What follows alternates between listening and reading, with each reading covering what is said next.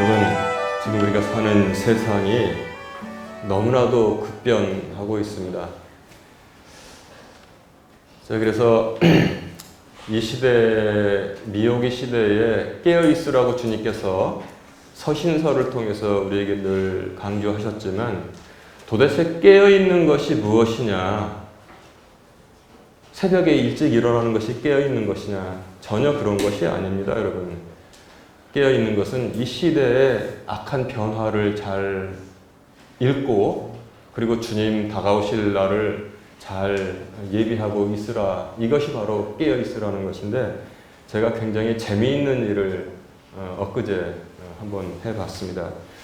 여러분, 얼마 전에 그 알파고라는 인공지능이 있었잖아요. 알파고가 우리나라의 바둑 잘 두는 그 기수, 국기라고 합니까? 국수, 그래, 국수. 이세돌 씨하고 바둑을 두었는데 첫 번째 대결에서 누가 이겼습니까? 이세돌이 이겼어요. 이세돌이. 그래서 알파고가 첫 번째 알파고가 이기고 두 번째 이세돌이 두 번째 판에 이겼죠. 근데 이세돌이 바둑을 두니까 알파고가 막 자리를 찾다가 이제 수학적으로 계산을 하는 거죠. 도저히 이거를 어떻게 할 수가 없으니까 졌다고 자기가 인정을 하더라고요. 그래서 또 이겼습니다. 다음날 바둑을 두는데 알파고가 월등하게 이겼어요. 왜냐하면 하룻밤 사이에 그 모든 지식을 얻고 그 다음에 연습을 다 해본 거예요. 사람으로서는 도저히 할 수 없는 일인데 그 알파고가 준 그 충격이 이제 가실 때쯤 돼서 지금 미국에서 챗 GTP라는 인공지능이 등장했습니다. 사람처럼 대화를 하는데 굉장히 재밌어요. 저를 위한 장난감이라고 저는 생각합니다.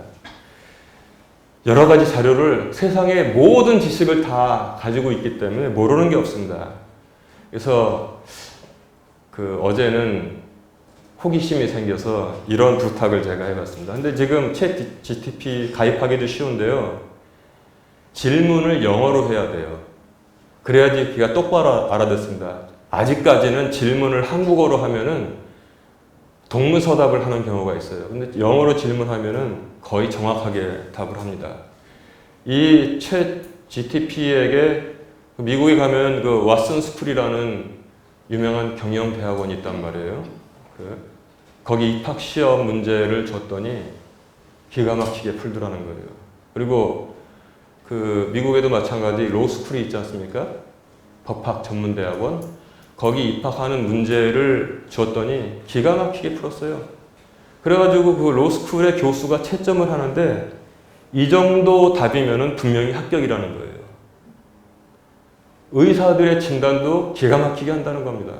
그래서 제가 어저께 설교도 할 수 있나 해서 제가 그 챗 GTP에다가 오늘 똑같이 빌립보서 3장 17절부터 21절을 본문으로 해서 우리의 하늘의 생활 양식이라는 제목으로 설교를 하나 써줘라 그랬어요. Can you do that for me? 이렇게 써봤더니 답이 뭐냐면 Of course, 물론이죠. Here is a sermon based on Philippians 3, 17 to 21 이렇게 썼습니다. 물론이죠. 여기 빌립보서 3장 17절부터 21절까지를 본문으로 해서 설교 하나 보내드립니다. 딱 나왔단 말이에요. 여러분, 인공지능이 하는 설교를 한번 들어보시겠습니까? 제가 그 느낌을 전하기 위해서 영어로, 물론 저한테 영어로 써줬죠. 그 앞에를 잠깐 영어로 읽어드리고 얘는 설교를 이렇게 시작했습니다. Dear brothers and sisters, 친애하는 형제 자매 여러분, 이렇게 설교를 시작하더라고요. As we read the words of the Apostle Paul in Philippians chapter 3, 우리가 빌립보서 3장에 있는 사도 바울의 말씀을 읽을 때 We are reminded of the importance of our lifestyle in the heavens. 우리는 하늘에서의 삶의 방식의 중요성을 한번 생각해 보게 됩니다. 이야, 이거 그럴듯해요. 그럴듯해. 그 다음에 쭉 그냥 쭉 흘러 나가는데 제가 이거 쭉 읽고 하면은 시간이 많이 가니까 제가 이거 한국어로 좀 번역해 달라고 그랬어요. 그랬더니 뭐라고 답을 주냐면 설교를 한국어로 번역하는 건 좀 제가 할 수 없습니다. 그런데 한번 해보겠습니다 하고 한국어로 번역을 했는데 역시 한국어로 건너오니까 엉뚱한 소리를 하더라고요, 가끔. 자, 한번 들어보세요. 가정하여 말하며 여러분의 형제 자매들, 우리가 빌립보서를 했는데 고린도전서라고 했어요. 저 서는 빼고 고린도전이라고 했습니다. 우리가 고린도전 3장의 사도 팔로의 말씀을 읽으면서 바울인데 팔로라고 했어요. 우리의 천국에서의 삶의 중요성을 상기시킵니다. 17절부터 21절까지 팔로는 우리가 호출에 걸맞게 살아야 하며, 그러니까 콜링이라는 건 뭐냐면 영어에서 호출하다 부르다 되는데 성경에서 콜링 그러면 소명을 말하는 거예요. 소명. 근데 얘는 호출에 걸맞게 살아야 하며 최종 목표인 천국을 향해 노력해야 한다는 것을 장려합니다. 장려한대요. 이렇게 해놨습니다. 제가 이것을 안 되겠다. 얘의 실력이 왜곡될 수 있기 때문에 제가 다시 번역을 했습니다. 한번 들어보세요. 친애하는 형제자매 여러분, 우리가 빌립보서 3장의 사도 바울의 말씀을 읽을 때 우리는 하늘에서의 삶의 방식에 대해 생각하게 됩니다. 17절부터 21절을 통해 바울은 우리가 우리의 소명에 합당한 삶을 살게 하고 또한 하늘의 궁극적 표대를 향해 달리게 합니다. 17절에서 바울은 형제들아 너희는 함께 나를 따르는 자가 되고 또 너희가 우리의 본보기로 삼은 것 같이 그렇게 걷는 자들을 주목하라라고 말씀합니다. 여기서 바울은 우리로 하여금 하나님의 거룩한 모습을 닮아가게 하고 또한 그렇게 살았던 바울 자신을 추구하고 또 본보기로 삼으라고 말씀하고 있습니다. 18절에서는 우리를 진정한 삶의 목적에서 벗어나게 잘못 인도하는 거짓 가르침과 철학을 조심하라고 경고하고 있습니다. 여러분 이거 설교 아니에요? 설교? 기가 막히잖아요? 제가 그래서 고맙다고 한 다음에 저는 인공지능에도 예의를 잘 지켰어요. 뭐라고 제가 농담을 했냐면은, 어디 갔지? 이게 지금, 우리가 지금 기가 막힌 세상에 지금 살고 있다는 겁니다.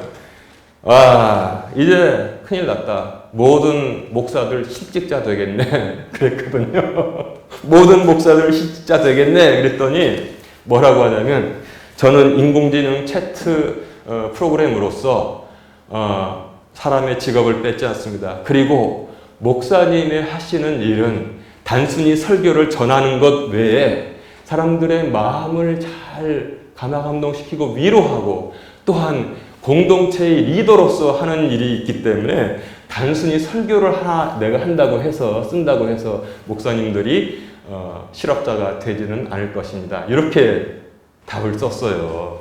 그래서 제가 뭐라고 썼냐면은 That all pastors should lose their jobs was my joke. Did you catch that? 그랬어요. 모든 목사들이 실업자가 된다는 것은 내 농담이었는데 Did you catch that? 그랬어요. 너 그거 알아차렸어? 그랬더니 얘가 뭐라 그런 줄 아세요? Yes, I did catch that. It was a joke. 이렇게 말합니다. 네, 그 농담인지 알았어요. Thank you for clarifying.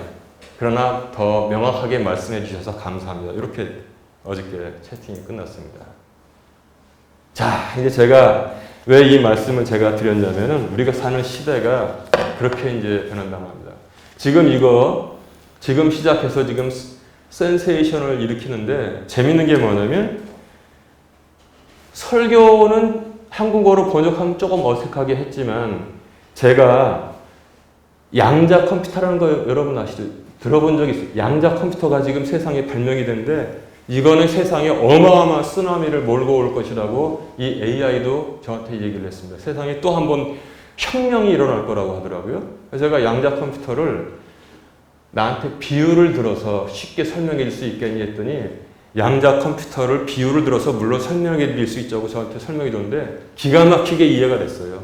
지금 시간이 그런 시간이 아니니까 제가 저기지만 최소한 다른 설교를 쓰는 거 외에는 엄청나게 잘한다는 거예요. 설교도 이 정도면 괜찮잖아요. 1년 지나보세요. 세상이 완전히 바뀔 겁니다. 그리고 양자 컴퓨터가 지금 성공한 여기가 뭐 있는데 그게 보급화되면은 세상은 이 친구의 판단으로도 어마어마하게 혁명이 일어날 것이라고 말하고 있는데 그것이 좋은 것도 있지만 또한 그러나 주님께서 말씀하시길 깨어 있으라고 하시는 말씀에 어떤 하나의 이정표가 된다고 저는 생각합니다. 그래서 작년에는 그 조직신학, 시스테매틱 시올로지라고 해서 조직신학을 같이 우리가 쭉 공부했지만 금년에는 제가 이거 30불이나 주고 샀어요. 책값은 20불인데 환율이 너무 올라가지고 배달비가 10불 들어서 요게 30불이에요. 이게 Fallen Angels, 이 타락한 천사들, 하늘에서 쫓겨난 천사들,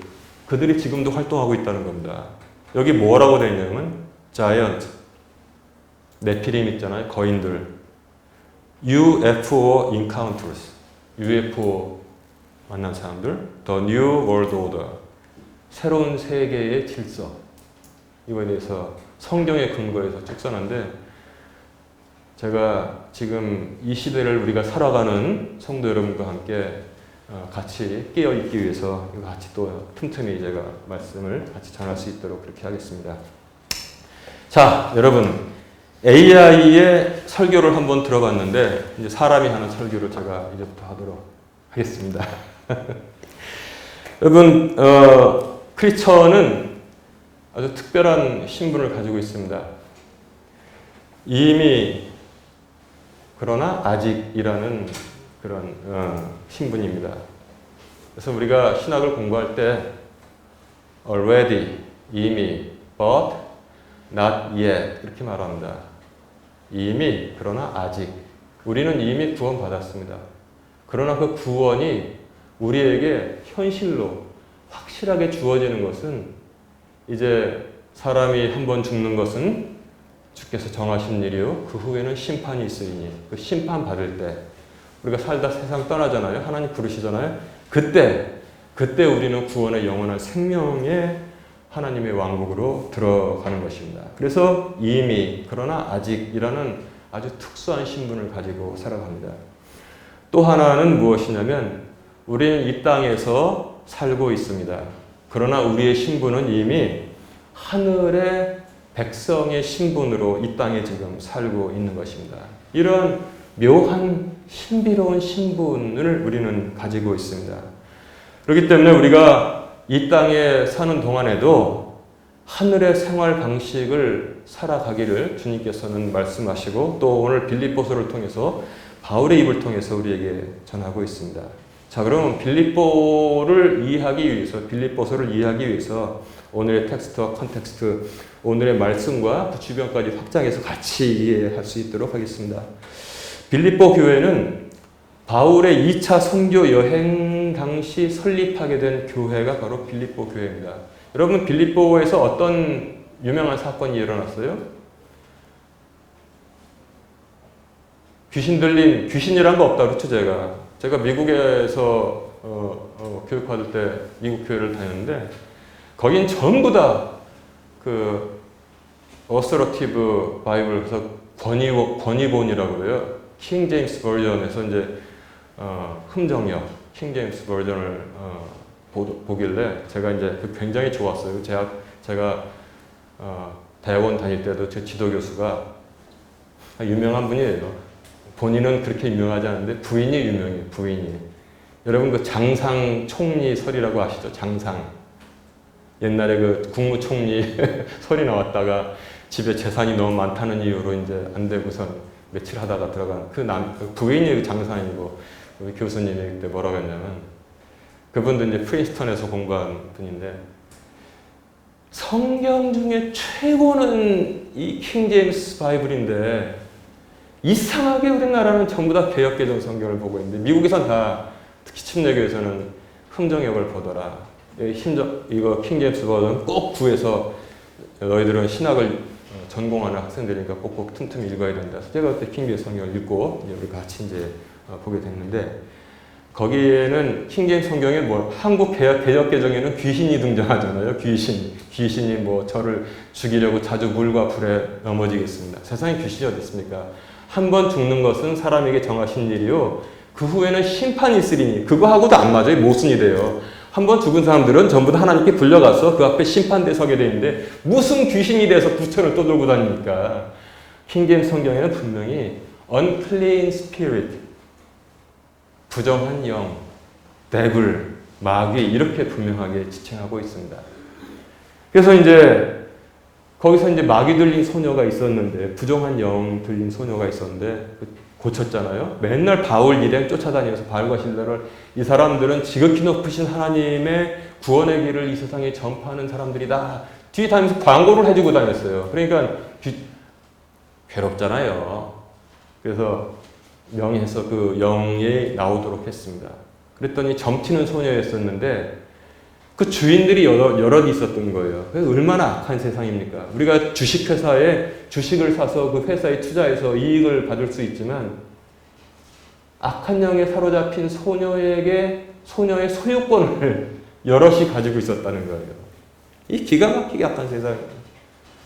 그러니까 자기들의 수입이 다 끊어지니까 바울과 실라를 고소했습니다. 그래서 빌립보의 행정관들은 거기는 사람들이 좀 이상했어요. 무조건 잡아서 사람을 채찍으로 때리는 거예요. 그리고 감옥에 집어넣습니다. 그래서 밤에 바울과 실라는 하나님을 찬양하는데 그러니까 죄수들은 밤에 고요한 밤에 그 감옥에서 듣고 있었습니다. 그때 옥문이 흔들리고 지진이 나가지고 다 착고가 풀어지고 문이 열렸어요. 그러니까 간수도 굉장히 다혈질이에요. 조사를 하는 게 아니라 무조건 칼 빼가지고 이제 큰일 났거나 자살하려고 했습니다. 그때 바울과 실라가 우리가 다 여기 있으니 너희 몸을 상하게 하지 말아라. 그때서야 틈을 들고 찾아오니까 바울과 실라 그대로 있단 말이에요. 이 간수가 아주 유명한 질문을 합니다. 무릎을 꿇고 선생들아 내가 무엇을 하여야 행위가 나오는 거예요. 무엇을 하여야 구원을 받을 수 있으리까? 이렇게 물어봤더니 바울과 실라의 답은 무엇을 하라는 말씀이 아니었습니다. 이게 굉장히 중요해요. 주 예수 그리스도를 믿으라. 그리하면 내가 구원을 받고 그리고 내 집이 구원을 받으리라. 그랬어요. 살 길이 열리는 거예요. 바로 얼마 전까지만 해도 칼 여기다 대놓고 다음날 자기 책임되니까 엎드려져가지고 죽게 되면 자기 죽게 되고 지옥 가고 가족들 다 풍비박산 나잖아요. 그러나 그 순간에 자기도 살고 이 땅에서만 사는 게 아니라 영원한 생명을 얻을 수 있는 구원을 받게 되었다는 것입니다. 그래서 간수가 그 바울과 실라를 자기 집으로 초청해서 그 밤에 씻기고 그 다음에 음식을 먹이고 그 다음에 가족들을 다 깨웠습니다. 그리고 다 침례받아라. 예수 그리스도 믿는 것 외에는 구원받을 길이 없다. 그 깜깜한 밤에 그 집에서 신앙을 고백하고 침례를 받아서 구원받는 놀라운 일이 일어났습니다. 이게 바로 빌립보 교회의 시작점이 되었던 것입니다. 빌립보 교회는 특이하게 이방인, 그러니까 로마 사람하고 그리스 사람들이 많고 유대인이 조금 섞여 있었습니다. 그런데 이 사람들은 바울에게 굉장히 바울의 선교를 후원을 했어요. 2번이나 더 해서. 그래서 에바브로디도라는 신실한 사람 편에 자기들 헌금을 모아서 사도 바울이 다니면서 복음을 생명의 길을 이 세상에 전하는데 이걸 여비로 쓰십시오 이렇게 보냈습니다. 그랬더니 바울은 그걸 받고 감사해서 에바브로디도의 편에 감사의 편지를 빌립보 교회에 보냈던 것을 여러분들 성경을 읽으면서 잘 기억하실 것입니다. 이게 바로 이제 빌립보 교회에 관한 설명이고요. 그 다음에 2장에 보면은 그 주제가 그리스도의 겸손을 본받으라고 했습니다. 그리스도께서는 근본 하나님과 본체가 같으시나 하나님과 동등됨을 취할 것으로 여기지 아니하고 오히려 자기를 비워 종의 형체를 가지고 이 땅에 오셔서 죽기까지 순종하셨다. 그러므로 하나님께서 그를 지극히 높여서 모든 만물을 그의 무릎 앞에 꿇게 하셨다. 이게 바로 빌립보서의 2장의 주제인 것입니다. 3장에서는 그리스도를 위해서는 그래서 우리는 손실도 감수해야 된다. 그게 바로 진정한 크리스천의 삶이다. 이렇게 말씀하고 있습니다. 여러분, 그리스도께서 우리를 위해서 십자가에서 물과 피를 다 흘리셔서 우리를 살리셨는데 어떻게 우리가 크리스천으로 살면서 진자리 마른 자리 골라다니면서 절대 요만큼도 헌신 안 하고 마른 땅만 골라다니겠다고 하면은 지금 이 땅에서는 꽤 바르게 산다고 착각하겠지만 전혀 그렇지 않습니다. 어두운 밤 쉬되리니 내 직분 지키라고 했습니다. 일할 수 없는 밤이 속히 온다고 했습니다. 그렇게 하나님 앞에서 그냥 뒤로 빼고 무슨 일 있으면 이렇게 해서 아주 알뜰하게 그냥 신앙생활 잘했다고 하지만 덜커덕 죽으면 잘못하면 우리가 어리석은 부자로 죽을 이 생을 마감하게 될 수도 있다는 것입니다. 그래서 그리스도를 위해서는 우리가 기꺼이 손실도 손해도 감수해야 된다는 것을 말씀하고 있고, 그리고 우리의 목표는 서울도 아니고 뉴욕도 아니고 오로지 저 하늘의 왕국 하나님의 나라의 표대를 향해서 우리는 달려가야 한다. 이렇게 말씀하고 있습니다. 그러니까 성도들의 그 합당한 생활의 양식은 무엇이냐면 아까 말씀드린 것처럼 우리가 지금 이 땅에 살고 있지만 하늘의 시민으로서 살아가라고 말씀하고 있는 것입니다. 하늘의 시민은 믿음의 삶을 살고 또한 용기 있는 삶을 살고 여유 있는 삶을 살게 되는 것입니다. 그렇지만 2절에 보면은 조심을 하라고 하는 게 있는데 개들을 조심하고 바울도 굉장히 직설적인 사람이었던 것 같아요. 개를 조심해라. 요즘 말로 하면 개머머 조심해라. 나쁜 게 아닙니다, 여러분. 그만큼 위험한 사람들이 교회 안에 있다는 거예요. 개들을 조심하고 악한 일꾼들을 조심하며 evil workers가 있다는 거예요. 개들을 조심하며 살을 베어내는 자들을 조심하라. 이렇게 말씀하고 있습니다. 이거 조심해야 돼요. 저는 이것이 현실이라고 봅니다. 교회가 사람을 선하게 구원의 길로 변화시켜서 인도하기도 하지만 그러나 교회가 사람을 망치는 일도 얼마든지 가능하다는 것입니다. 교회가 사람을 망쳐버렸어요. 옛날에도 그런 일이 있었는데, 옛날에도. 여기 보면은 교활한 자들이 교회 안에 있습니다. 개들, 그 다음에 악한 일꾼들입니다. 교활한 자들이 있고 그 말을 듣는, 복음은 뒷전으로 하고 그 교활한 자들의 말을 듣는 어리석은 자들, 이게 바로 제가 비꼬는 말로 환상의 조합이라고 말하는데 그렇지 않고 정말 최악의 조합입니다. 이 교활한 자들과 어리석은 자들이 만나게 되면 교회 안에서 필연적으로 위의 것을 보지 못하게 합니다. 교활한 자들은 하나님의 영광을 위해서 인생을 사는 사람들이 아닙니다. 성도들로 하여금 위의 것을 바라보지 못하게 눈을 다 가립니다. 더 밖에 나가면 주께서 뭐라고 말씀하셨습니까? 이 세상 임금이 공중권세 잡은 자가 뭐예요? 사람들을 눈이 멀게 한다. 이렇게 말씀하고 있습니다. 위의 것을 보지 못하게 하고 땅의 것을 보게 하고 그 다음에 궁극적으로는 뭐냐면 하나님을 섬기고 그리스도의 뒤를 따르는 게 아니라 자기 자신들을 섬기게 하는 아주 악한 일들을 교회에서 한다고 말씀하고 있습니다. 디모데전서 6장 9절을 보면은 그러므로 육신을 위해서 이 땅에 심는 자들은 이 땅에 썩어질 것을 거두고 그 다음에 영을 위해서 하늘에 심는 자들은 하늘의 것들을 거둘 것이라고 말했는데 그 사람들로 하여금 하늘의 것을 보지 못하게 만들고 이 땅의 것만 관심 두게 만들고 궁극적으로는 자기들을 섬기게 만드는 악한 일을 한다는 것입니다.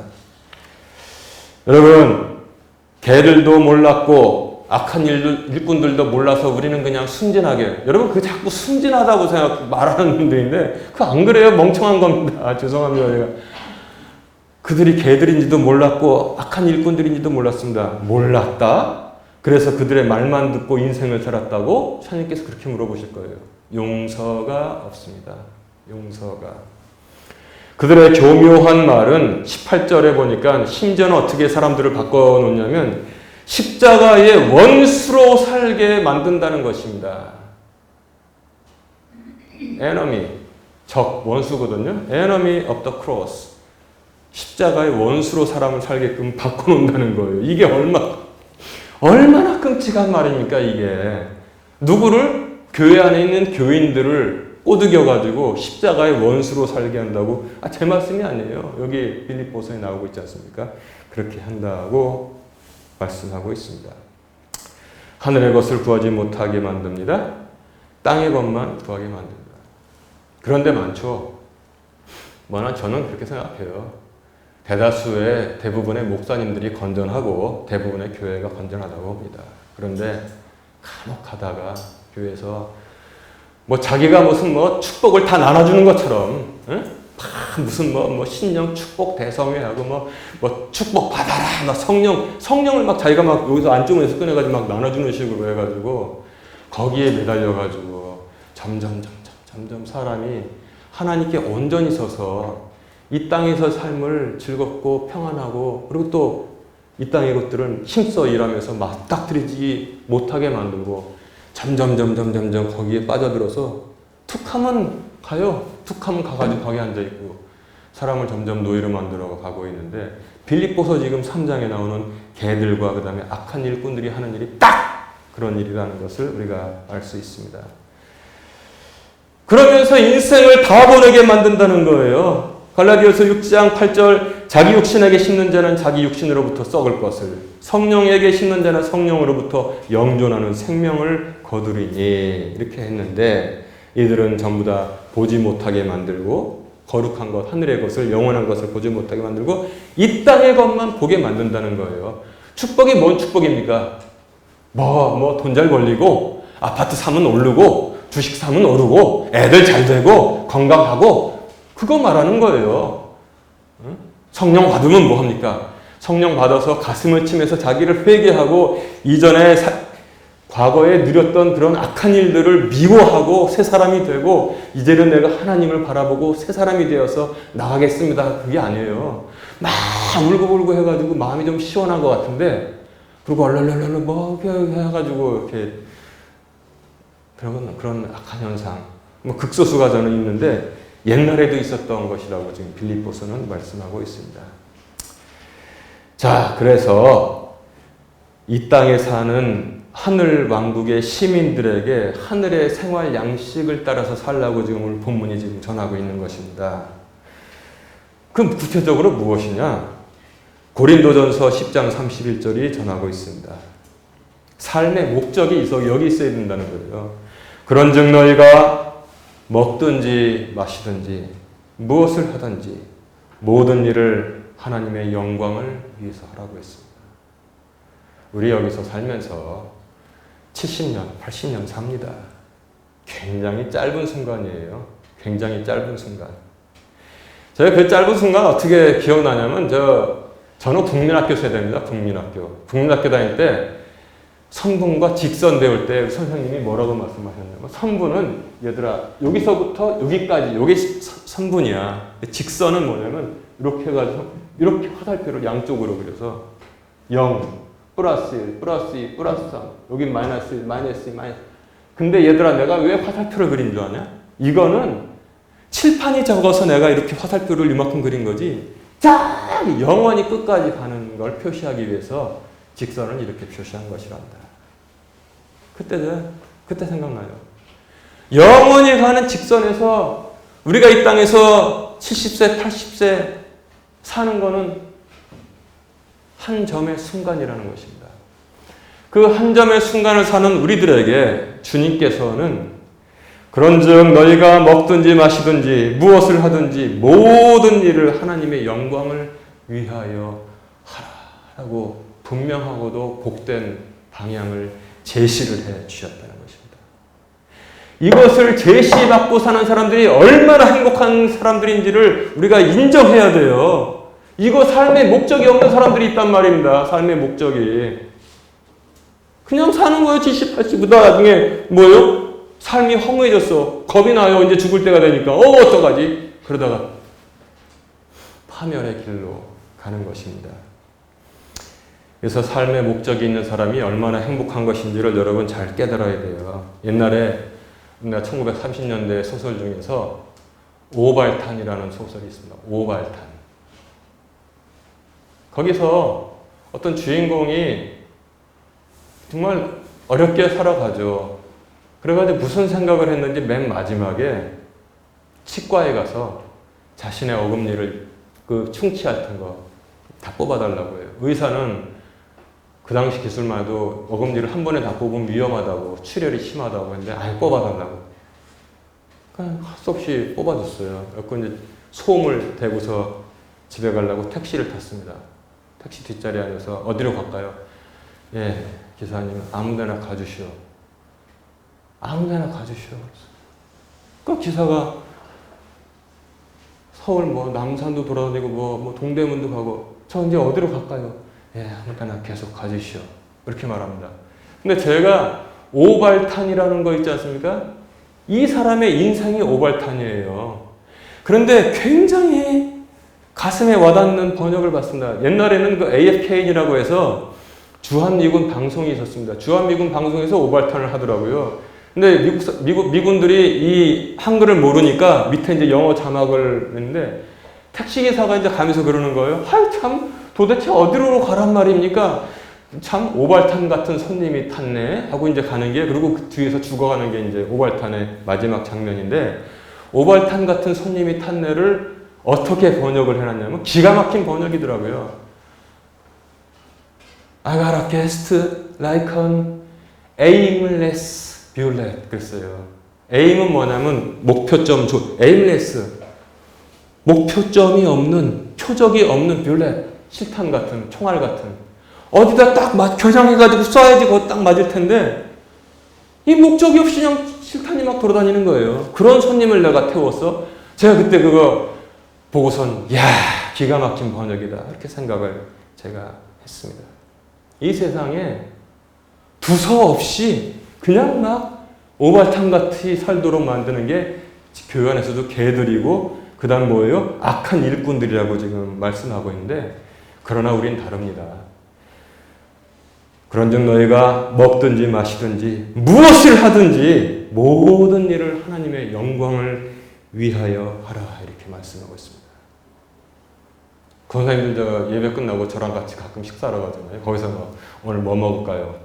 짜장면이 하나님의 영광이 맞는 것 같습니다. 아닙니다. 한식이 하나님의 그런 뜻이 아니에요. 이거 먹는 거 말하는 게 아닙니다. 바울이 우리가 왜 먹어요? 먹고 이거저거 먹고 아침, 점심, 저녁 먹으면서 인생을 이뤄가잖아요. 그 모든 초점이 하나님의 영광에 수렴하도록 지금 바울이 말하고 있는 것입니다. 무슨 이거 먹고 그런 뜻이 전혀 아닌 것입니다. 그리고 또 우리는 딱 한 번의 인생인 것을 명심해야 됩니다. 그러니까 시험 보러 가면은 시험지 한 장씩 나눠주잖아요. 답안지 문제하고 답 하나씩 나눠주잖아요. 거기다 한 번 답 쓰는 겁니다. 그러면 종 울리면 어떻게 돼요? 다 걷어가서 선생님들이나 교수님들이 채점해가지고 성적을 주는 겁니다. 우리의 인생도 이와 별반 다르지 않습니다. 하나님, 나 죽었는데 교통사고 당해서 하나님께 왔네요. 내가 정말 너무 잘못 살았습니다. 한번 기회 더 주세요. 답안지 하나 더 주세요. 그래? 너 다시 이번에 잘 살아라. 그런 일은 한 번도 일어나지 않았습니다. 나사로가 부자와 더불어서 부자는 불 속에 있고 나사로는 아브라함의 품에 있었을 때 부자가 간구하기를 오 아브라함이야 손가락에 물 한 방울을 찍어서 나의 입술에 혀에 대소서 내가 이 불 속에서 고민하나이다. 나를 물 한 방울 찍어서 서늘하게 해달라고 했어요. 그리고 말하기를 나를 한번 세상으로 보내주소서. 그리하면은 내가 내 형제 자매들에게 다 얘기해서 정신 차리고 살게 하겠습니다. 그들에게 모세와 선지자가 있으니 그것을 읽을 것이요. 내가 간다고 해서 죽은 자가 일어나서 간다고 해서 안 믿는 자들이 믿게 되지는 않는다. 이렇게 말씀했습니다. 그거 얼마나 끔찍합니까? 우리는 지금 냉장고에 넣어가지고 물 펄펄 뻗고 시원한 물 마시는데 제발 손가락 끝에 물 한 방울 찍어서 내 혀의 댐으로 내 혀를 서늘하게 해주소서. 그렇게 말하고 있잖아요. 거기서 보내줬어요. 한 번 답안 딱 내고 종쳐가지고 내면 끝나는 거란 말입니다. 그런데 이 악한 자들은 뭐냐면 이 개들과 여기 보면은 악한 일꾼들은 5단만 잔뜩 쓰게 만드는 거예요. 5단. 정답을 못 쓰게 만듭니다. 5단만 잔뜩 써가지고 따르릉 울려가지고 내분하게 만드는데 그 다음 어떻게 돼요? 다 낙제되는 거예요. 그래서 하늘의 것을 눈멀게 만들고 이 땅의 것만 쫓아다니게 만드는 아주 천한 인생을 살게 만든다는 것입니다. 우리가 이 땅에서 사는 목적이 하나님의 영광을 위해서, 그리고 성경은 우리에게 기뻐하고 위로하는 분명한 근거를 딱 2개를 줬네요. 돈 많이 벌려서 기뻐하고, 그 다음에 병 났다고 위로하고, 그런 게 아닙니다. 어디 있습니까? 기쁨의 원천은 누가복음 10장 20절에 이렇게 있습니다. 주께서 70명을 택하사 둘씩 보내면서 말씀을, 복음을 선포하고 마귀들을 제어하라고 했습니다. 그랬더니 그들이 기뻐서 왔어요. 얼굴이 빛나서 왔습니다. 오 주여, 주의 이름으로는 마귀들도 악한 영들도 복종하고 굴복하나이다 그랬습니다. 그러냐? 내가 사탄이 하늘에서 번개와 같이 떨어지는 것을 보았노라. 자, 여기서 우리의 기쁨의 원천이 있습니다. 그럼에도 불구하고 그 영들이 너희에게 굴복하는 이 일로 기뻐하지 말고 오히려 너희의 이름이 하늘에 기록되었으므로 기뻐하라 하겠습니다. 아멘.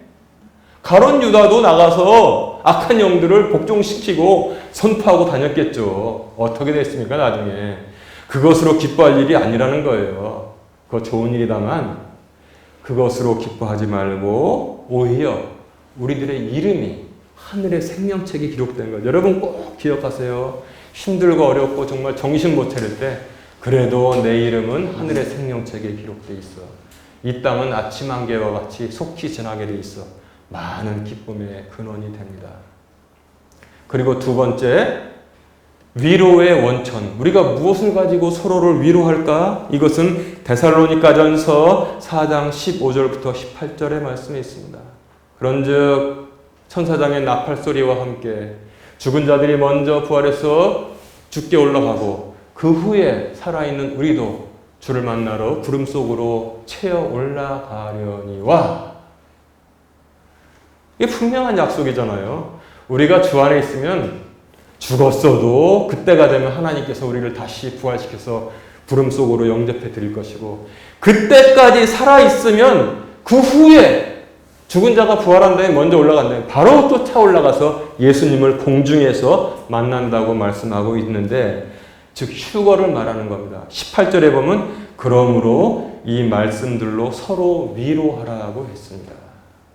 여러분, 우리의 삶의 기쁨의 원천은 우리의 이름이 하늘의 생명책에 기록된 것이고, 또 우리가 서로 고난당하고 어려운 일 당해도 서로 위로할 수 있는 그런 근거는 우리가 뭐예요? 하나님이 구름으로 끌어올리셔서 예수님과 더불어서 함께하게 하신 것, 계획하신 것, 그것으로 서로 위로하라고 말씀하시는 것입니다. 그래서 장례식장에 가서 딴소리 할 거 없어요. 제가 장례식장 가면은 여러분, 우리의 이름이 생명책에 기록된 것, 그리고 우리는 주님께서 구름 위로 올리실 그런 존재라는 것, 그것 가지고 기쁨으로 삼고 우리가 서로 위로합니다. 이게 정답이에요. 가끔 가다 보면은 안 믿는 가족이, 친지가 죽었는데 그 목사님 초청해서 좀 구원 받았습니다, 이렇게 좀 말해줬으면 하는 눈치가 보일 때가 있습니다. 제가 구원 받았다고 해서 구원 받는 게 아니에요. 이미 다 결정 난 겁니다. 주 안에서 있었던 자는 구원 받은 것이고 안 그런 자는 어떻게 할 수가 없어요. 그래서 그런데 관심 두지 말고 우리는 생명책에 기록되어 있고 또한 하늘로 불려 올라갈 사람들이라는 것으로 우리가 서로 위로가 삽시다. 이게 바로 정답이라고 생각합니다. 여러분, 이 세상은 수많은 일희일비가 있습니다. 좀 좋은 일 있으면 웃었다가 좀 슬픈 일 있으면 울다가 그렇게 살지 말고 나의 이름이 생명책에 기록되어 있다. 우리는 주님께서 공중잔치로 불려 올릴 그런 존재다. 이것 가지고 위로합시다. 이것 가지고 어려움 넘깁시다. 이것 가지고 소망 가집시다. 이것 가지고 우리가 기뻐합시다. 이게 성경이 우리에게 전하는 하늘의 생명, 생활 양식이라는 것입니다. 땅의 것들은 아침 안개입니다. 우리를 계속 흔들리게 합니다. 그러나 말씀은 우리를 흔들리는 우리를 고정시켜 주시고 굳건하게 붙잡아 줍니다. 이제 말씀을 정리하겠습니다. 빌립보 교회는 바울이 2차 여행 갈 때 설립한 교회이고 구성은 이방인들이 로마 사람, 그리스 사람들이 많았는데 바울을 후원하는 것을 즐겨하고 기뻐했습니다. 그러나 옥에 티가 있듯이 그 교회 안에도 교활한 자들, 어리석은 자들 같이 만나서 십자가의 원수로 살게 하거나 그들의 배만 섬기게 만드는 그러한 악한 일들도 있었습니다. 그러나 바울은 그것을 통해서 우리에게 그런 것을 바라보지 않고, 그리고 단지 이것이 빌립보 교회만의 문제가 아니라는 것입니다. 현대교회에서 우리가 얼마나 많이 발견할 수 있습니까? 그런 거에 연연하지 말고 딱 한 번 사는 인생, 딱 한 장 받는 답안지, 거기다가 우리의 신분은 이미 구원받았지만 이 땅에서 거주하고 있는 사람이고, 그러나 아직은 그 구원이 우리에게 완성되지 않았지만 하늘의 시민으로서 살아가도록 특별한 존재임을 우리에게 말씀하고 있습니다. 그래서 우리는 이 땅에 살지만 이미 구원받았지만 그 구원이 우리가 이 세상을 떠난 순간에 완성되는 것처럼 하늘의 생활 양식으로 살라고 말씀하고 있습니다. 이렇게 비유할 수 있어요. 제가 만약에 미국에 이민 신청을 했는데 이제 가게 됐다고 합시다. 다음 주에 이제 비행기 항공권도 다 사서 전부 다 이제 거기 가족이랑 가게 됐어요. 근데 여기다 가면 그냥 관심 두는 거야. 한번 미국에 가면 이제 돌아오지도 못해, 그 나라는. 이제 내가 쉽게 나 미국이라고 말하는 거지만. 여기다 땅 사고, 그리고 다 놓고선 비행기 타고 갔어. 얼마나 어리석은 사람입니까? 그래서 하늘에 투자하라고 주님께서 말씀하신 겁니다. 가진 거 있는 거 다 송금해가지고 거기서 살 집도 사고 모두 차도 사놓고 그다음에 회사도 만들어 놓고 그다음에 가야 되잖아요. 세상 사람도 그런 지식과 지혜를 가지고 있는데 우리가 주의 말씀을 아는 자들이 그걸 모른다고 하면은 이건 말이 안 되는 것입니다. 제가 비유를 이민으로 말했지만 그게 다르지가 않습니다. 우리는 그래서 이 땅에 살지만 하늘의 시민으로서의 생활 양식을 가지고 살아갑니다. 그래서 여유가 있습니다. 그리고 삶의 목적이 분명합니다. 그리고 기쁨의 원천이 어디 있고 서로 위로해야 되는 근거가 어디 있는지를 알고 이렇게 여유 있게 살아갑니다. 우리는 그리스도를 본받아 살아가고 그 다음에 바울을 모범으로 살아갑니다. 이 은혜가 우리 일상에 함께 하시기를 주님의 이름으로 축원합니다.